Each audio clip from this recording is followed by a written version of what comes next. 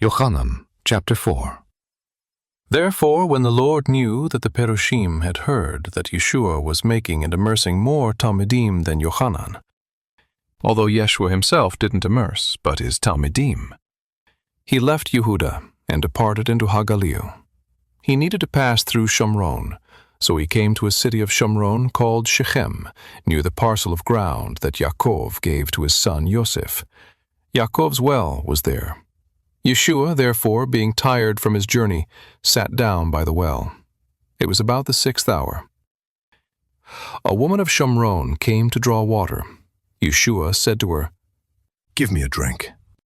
For his Talmidim had gone away into the city to buy food.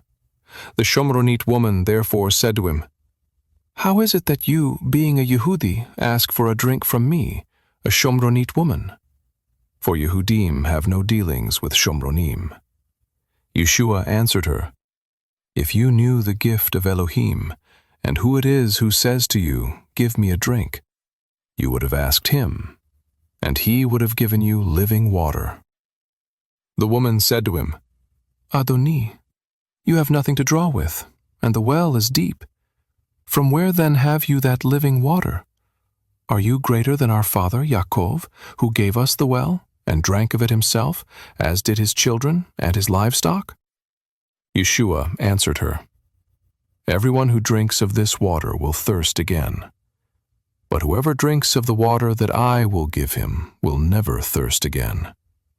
But the water that I will give him will become in him a well of water, springing up to eternal life."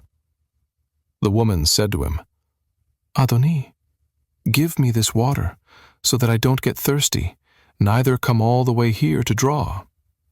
Yeshua said to her, "Go, call your husband, and come here."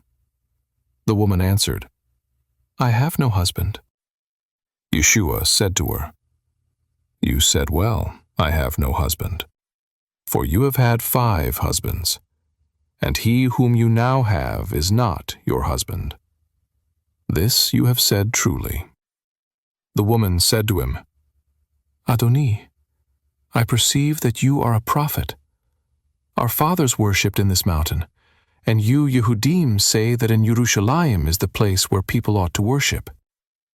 Yeshua said to her, "Woman, believe me, the hour comes when neither in this mountain nor in Yerushalayim will you worship the Father. You worship that which you don't know. We worship that which we know, for salvation is from the Yehudim. But the hour comes, and now is, when the true worshippers will worship the Father in spirit and truth, for the Father seeks such to be his worshippers. Elohim is Ruach, and those who worship him must worship in Ruach and truth." The woman said to him, "I know that the Mashiach comes. When he has come, he will declare to us all things." Yeshua said to her, "I am he, the one who speaks to you." At this his Talmidim came. They marveled that he was speaking with a woman. Yet no one said, "What are you looking for?" or "Why do you speak with her?"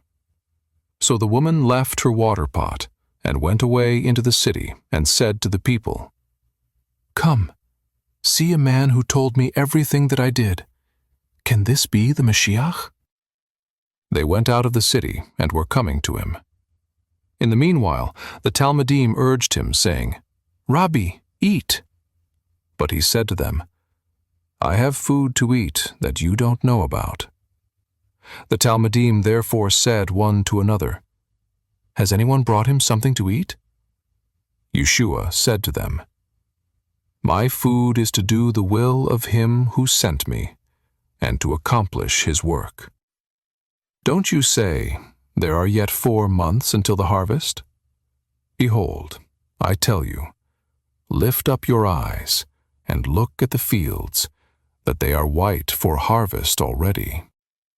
He who reaps receives wages, and gathers fruit to eternal life, that both he who sows and he who reaps may rejoice together. For in this the saying is true, One sows, and another reaps. I sent you to reap that for which you haven't labored. Others have labored, and you have entered into their labor." From that city many of the Shomronim believed in him because of the word of the woman who testified, "He told me everything that I did." So when the Shomronim came to him, they begged him to stay with them. He stayed there 2 days. Many more believed because of his word. They said to the woman, "Now we believe, not because of your speaking, for we have heard for ourselves, and know that this is indeed the Mashiach, the Savior of the world." After the 2 days he went out from there and went into Hagalil. For Yeshua himself testified that a prophet has no honor in his own country. So when he came into Hagalil, the Galileans received him, having seen all the things that he did in Jerusalem at the feast, for they also went to the feast. Yeshua came therefore again to Cana of Hagalil, where he made the water into wine. There was a certain nobleman whose son was sick at Kfar Nahum. When he heard that Yeshua had come out of Yehuda into Hagalil, he went to him and begged him that he would come down and heal his son, for he was at the point of death.